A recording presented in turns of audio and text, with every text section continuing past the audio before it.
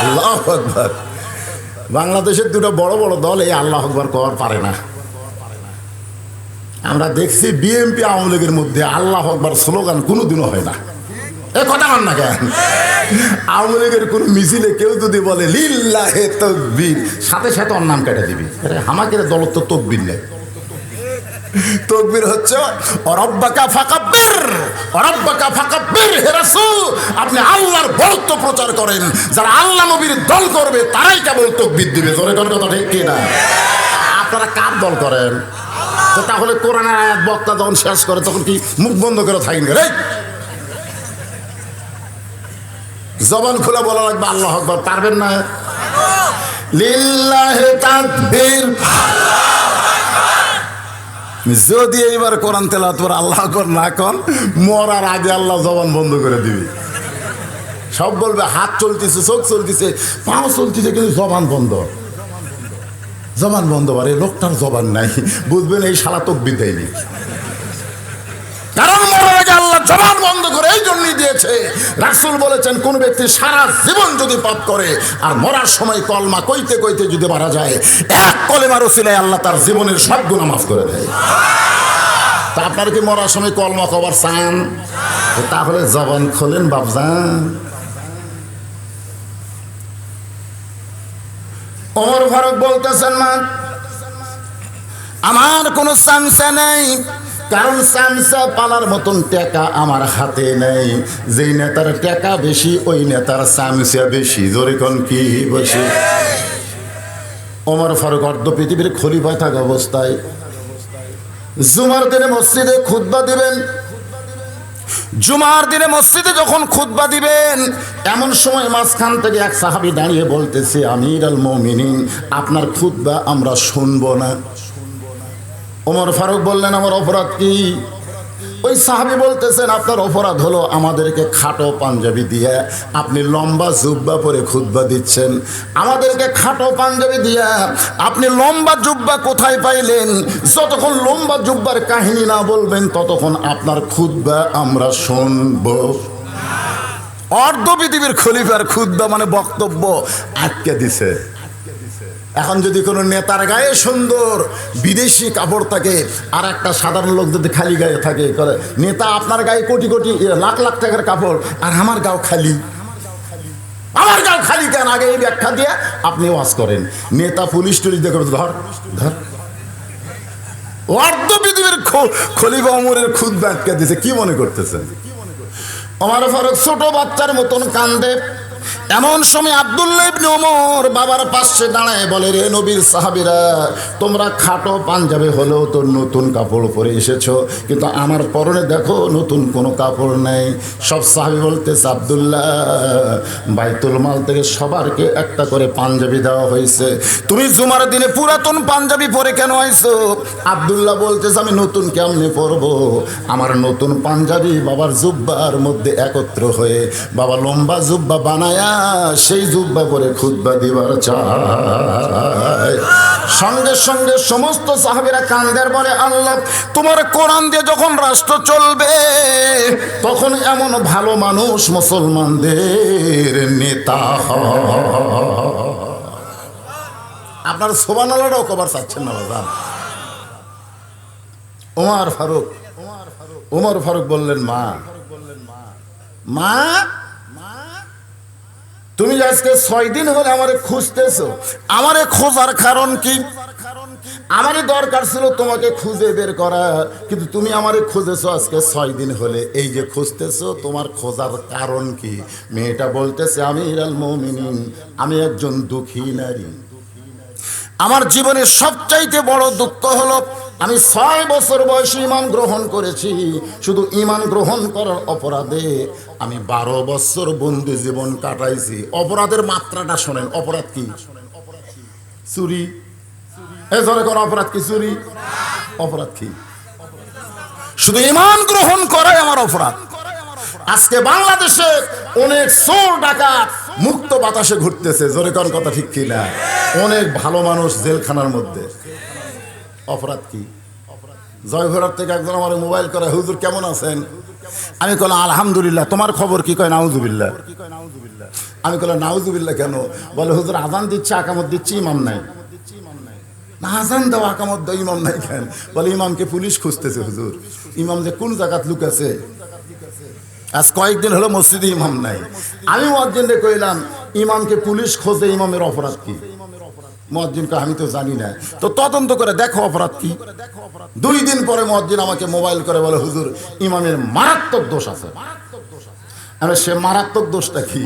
বলে ইমাম বিশ্বাস করে মসজিদ খালি আল্লাহর নয়, গোটা বাংলাদেশ আল্লাহর। শুধু মসজিদ ভালো রাখলে হবে না, গোটা বাংলাদেশ ভালো করতে হবে। গোটা বাংলাদেশ ভালো করতে গেলে আল্লাহর কোরআনের দল করতে হবে। কোরআন ছাড়া বাংলাদেশ ভালো করা যাবে না। ইমাম গোপনে গোপনে কোরআনের দল করে, এই খবর কে যেন থানায় দিছে, তখন থেকে ইমামকে পুলিশ খুঁজতিছে। তাহলে ইমামের অপরাধ কি করা? কথা কয় না কি করা? আজকে পরিমনির মতন বিশ্ব বেহায়া মদের ফ্যাক্টরির মধ্যে ধরা পড়ে তার জামিন হয়, আর আলেম ওলামাদের জামিন হয় না। জোরে কোন কথা ঠিক কি না? আছেন আমার মুক্তার, আছেন আমার ব্যারিস্টার, সেই বিচারের হাইকোর্টেতে তিনি আমায় করবেন পার। আমি পাপী, তিনি জামিনদার। সবাই বলবেন আমার সঙ্গে, মনের ঘরে তালা দিয়া। কোন এটা কিন্তু মারাত্মক কথা। মনের ঘরে তালা দিয়া চাবি নিয়া আছেন সাই, আমি অধম সাধ্য কি তার হুকুম ছাড়া বাইরে যাই, হুকুম ছাড়া বাইরে যাই। মনরে সেই দিনের সে স্টেশনে, বলেন সেই দিনের সে স্টেশনে থাকবে নানান প্যাসেঞ্জার, দ্রুত জানে পার হবে সে, টিকিট কাটায় আছে যার, টিকিট কাটায় আছে যার। পারাপারে থাকলে তারা সঙ্গে নিও গাড়ি ভাড়া, পারাপারে থাকলে তারা সঙ্গে নিও গাড়ি ভাড়া, জবাবদিহি করতে হবে ধরলে টিকিট। মাশাআল্লাহ, মোটামুটি জানেন বারে। যদি ফুলগুলো অভিমানে ঝরে যায়, আমি মালা গেথে বলো কারে পরাবো, সে যে কেন এলো না কিছু ভালো লাগে না। বাংলার বিচারক কবরে আসুক, তারে মজা দেখাবে। তোমরা খারাপ মানুষক জামিন দাও, আর ভালো মানুষক জেলে আটকে থো, বিচার হবি না? হ্যাঁ জোরে করে হবে না? আমরা কি বলি, তোর বিচার আল্লাহ করবি রে। বিশ্বাস আছে? বিশ্বাস আছে? মেয়েটা বলতেছে আমিরুল মুমিনিন, আমার জীবনের সবচাইতে বড় দুঃখ হলো আমি 6 বছর বয়সে ঈমান গ্রহণ করেছি। শুধুমাত্র ঈমান গ্রহণ করার অপরাধে 12 বছর আমি জেলখানায় বন্দি জীবন কাটাইছি। আমি যেই দেশের জেলখানায় বন্দি জীবন কাটাইছি সেই দেশের নাম হলো রোম দেশ। ধরে কোন কি দেশ? আপনি যখন রোম পারস্য দখল করলেন, তখন আপনি বলে দিলেন কোন মুসলমান যখন কোন রাষ্ট্র দখল করবে, ওই মুসলমান তখন মানুষের আইন দিয়ে চলবে না, ওই রাষ্ট্র চলবে আল্লাহর আইনে। আমাদের বাংলাদেশ যদি আল্লাহর আইনে চলতো, আমাদের প্রধানমন্ত্রীর 1 নম্বর কাজ কি আপনার বলেন? বর্তমান যিনি প্রধানমন্ত্রী আছে, যদি আল্লাহর আইনে বাংলাদেশ চলতো, তাহলে তার 1 নম্বর কাজ কি? পদ্মা সেতু নির্মাণ করা। পদ্মা সেতু না না, 1 নম্বর কাজ কি? ঘরে ঘরে কারেন্ট দেওয়া। 1 নম্বর কাজ বাল্য বিয়ে বন্ধ করা।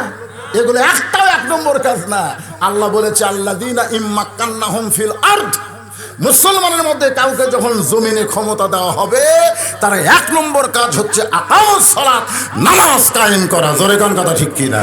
আজকে যদি বাংলাদেশে নামাজ কায়েম হইতো, আমাদের ছেলেরা ফ্রি ফায়ার পাবজি খেলার টাইম পাইতো না। কারণ আসসালাতু ইন্নাস সালাতা তানহানিল ফাহশাই ওয়াল মুনকার, একমাত্র নামাজে পারে মানুষকে যাবতীয় খারাপি থেকে বাঁচায় দিতে। এই কথা কার? আজকে আমাকে ওয়াজ দিয়ে নামাজ হবি? বেটা ল্যাফের মধ্যে ঘুম পড়ে, বাপ নামাজ পড়ে, বাপের কথাই ছেলে মানে না, আর বক্তার ওয়াজ শুনে আপনারা নামাজ ধরবেন?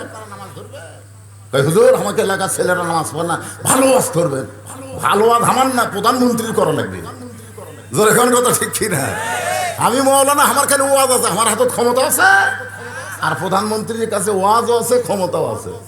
এই গ্রামে কয়টা নামাজ পড়ে না, পাশার প্যান্টও খুলে, কাপড় খুলে খেলে ওই গোস্তের উপরে 4টা করে বাড়ি মার মার, প্রতি ওয়াক্তের জন্য 4টা করে বাড়ি, একটা বেনামাজি খুঁজে পাওয়া যাবে।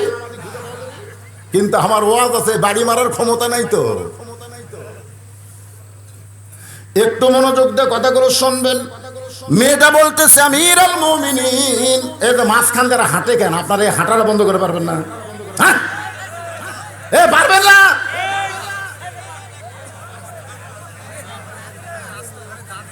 ওটা কি রাস্তা? এরকে দান তো মাগরিব থেকে আমি দেখতেছি রে, কত দান রে। ফজরবন্দি চলবি, তাহামও আদায় করি কর্ম।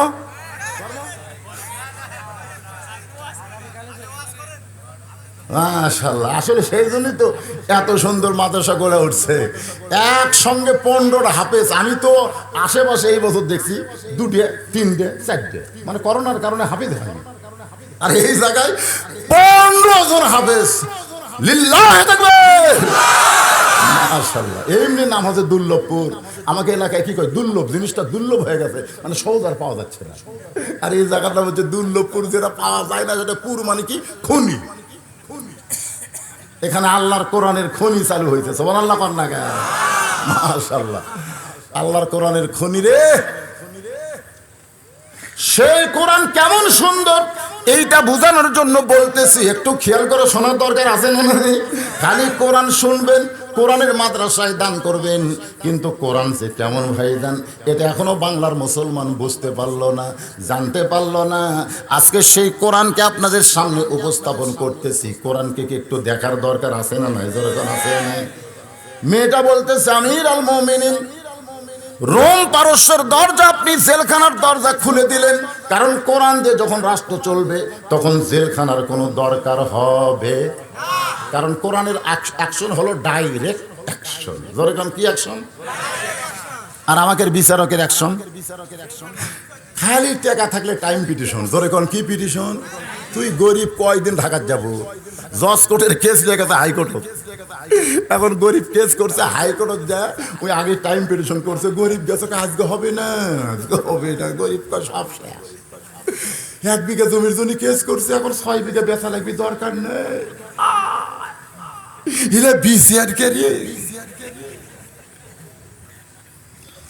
আল্লাহর কোরআন দিয়ে যখন বিচার শুরু হবে তখন কোনো টাইম পিটিশন নাই, ডাইরেক্ট। এক সাহাবী এসে নবীর কানে বলতেছি, ইয়া রাসূলুল্লাহ, যে মেয়েটা চুরি করছে ওর নাম ফাতেমা, আপনার মেয়ের নামও ফাতেমা, ওর নামও ফাতেমা, ওই নামের দিকে খেয়াল করে কি একটু টাইম পিটিশন? সঙ্গে সঙ্গে নবী দাঁড়িয়ে বললেন, সাহাবী শোনো, আমার কলিজার টুকরা ফাতেমা যদি চুরি করত, আমি আল্লাহর আইন হাত কাটা সঙ্গে সঙ্গে বলবৎ করতাম। মেয়েটা বলতেছে আমিরুল মুমিনিন, রোম পারস্যের জেলখানা যখন মুক্ত করে দিলেন, আমি তখন জেলের ভিতর থেকে বের হলে কোথায় যাব? কারণ আমার দাদা খ্রিস্টান, আমার বাবা খ্রিস্টান, আমার 14 গোষ্ঠী খ্রিস্টান, খ্রিস্টানদের দেশের একজন ইমানদার মেয়ে, আমি কোথায় যাব? এই জন্য আজকে 6 দিন হলে 2 পাহাড়ের মাঝখানে ঘুরতেছি। যদি আপনার দেখা পাই তাহলে আপনার কাছে এই দুঃখী মেয়েটা একটু আশ্রয় চাই। ওমর ফারুক মুচকি মুচকি হেসে বললেন, মা, আমি তোমাকে আশ্রয় দিবার পারবো। মেয়েটা বলতেছে আমিরুল মুমিনিন, আপনি যদি আমাকে আশ্রয় না দেন তাহলে কোথায় যাব? ওমর ফারুক বললেন, মা, ইসলাম কোনোদিন কাউকে আশ্রয় দেয় না, বরং ইসলাম মানুষকে অধিকার দেয়। মা, ঈমান গ্রহণ করার পরে উমরের কাছে কোনো মানুষ আশ্রয় চাবে না, আশ্রয় চাইতে হবে কেবলমাত্র কার কাছে? আরো জোরে বলেন, আল্লাহ ছাড়া অন্য কার কাছে চাওয়া যাবে নাকি? আপনাদের কি ধারণা? 11 সালে হজ করবার যায় নবীর রওজার পাশে কেবল আমি হাত তুলছি, মানে আমার অভ্যাস তো আছে, বাংলাদেশের কবরে যা আমরা হাত তুলে দোয়া করি না, জোরগান করি কি করি না? তাহলে সবচাইতে দামি রওজা, সেখানে আমি যে কেবল হাত তুলছি বাবা। ইতিমধ্যে এক পুলিশ দৌড়ে এসে আমার হাতের উপর লাঠি দিয়ে ঠাসি মারতেছে, মানো কুল্লু হারাম, মানো। আমি মনে মনে কই, পুলিশ রে, তুই কার হাতত ঠাইছি মারল চিনিস? আমি হলাম বাংলাদেশের একটা সাইটাল বক্তা, আমার ওয়াজ মানুষ সারা রাত শোনে, আর তুই আমার হাতত ঠাইছি দেখো হারাম হারাম। তার মানে আমি মনে মনে কইলাম এটা, আর জবান খুলে বললাম, আল্লাহ, মদিনার একটা পুলিশের যা ইমান আছে, বাংলাদেশের একটা বক্তারও সেই ইমান নেই। পুলিশ আমাকে বুঝাইলো, চাইতে যদি হয় আল্লাহর কাছে সারে পাগলা, কার কাছে হাত পাতাছিস? অথচ আমাদের বাংলাদেশের মুশরিক বক্তা বলতেছে, আল্লাহরে ধন নবীরে দিয়া, আল্লাহ আছে গায়েব হইয়া, নবীরে ধন খাজানিয়া, শুয়া আছে আজমিরে, কেউ ফিরে না খালি হাতে, খাজারে তোর দরবারে। আরো জোরে কওয়া লাগবে নাউজুবিল্লাহ। একটু চিন্তা করেন, ওমর ফারুক বললেন, মা, আমি তোমাকে আশ্রয় দিবার পারবো না, তবে ইসলাম তোমাকে অধিকার দিয়েছে। ইসলামে প্রত্যেকটা মানুষের অধিকার আছে না নাই? যেরকম আছে না নাই? রমজান মাসে দেখবেন কতগুলো ধনী আমাকে বাংলাদেশ জাকাত দিবি, জাকাত। গরিবেরা ধনীদের বাড়ি বাড়ি যাবি, দেখ চাচা কবে দিবেন? চাচা কয় এখন না, 21, 23, 25, 27, 29 এই বেজরের মধ্যে আসিস। গরিব বলে, ঠিক আছে চাচা, আমি আসবো। গরিব ভুল করে 21 আজ না রে, 23 দিব, আজ দিব না, 23 আসিস। 23 গেছে, 25 দিব। ওই যদি 1 কোটিও জাকাত দেয়, ওর জাকাত হবে না। কারণ যাদের উপরে জাকাত ফরজ হয়েছে, তাদের বাড়িতে গরিব যাওয়া চলবে না, বরং তারাই গরিবের বাড়িতে আসতে হবে। কারণ ওই টাকা তোমার না, ওই টাকা গরিবের হক, তার কাছে পৌঁছা দিতে হবে। এক ব্যাগ টাকা নিয়ে এক ধনী 7 দিন ঘুরতেছে, 7 দিন। গরিবের দরজা বলা হয়, জাকাতের টাকা আছে, ধনী কয়, কি বিপদ রে, আমি দিবার চাই, কই নেব না। আর এক দরজার যাই, আর এক দরজার যাই, এইভাবে 7 দিন ঘুরিছে, কেউ লাইনি। ধনী কয়, আল্লাহ, তুমি আমার গরিব করলে, বাড়ির দরজার বসে থাকতাম, ধনীরা আমার টাকা দিয়ে যেত। আর কি করলে আল্লাহ, আমি ঘুরি ফকিরের মতন, একটা গরিব বলে না। 7 দিন ঘোরার পরে যখন দেখতেছি কেউ লিখছে না, তখন মনের দুঃখে মরুভূমি গেছে। মরুভূমির মধ্যে যায়, দেখে গাছের ছায় একজন বস্তা মাথার দিয়ে ঘুম পাড়তেছে।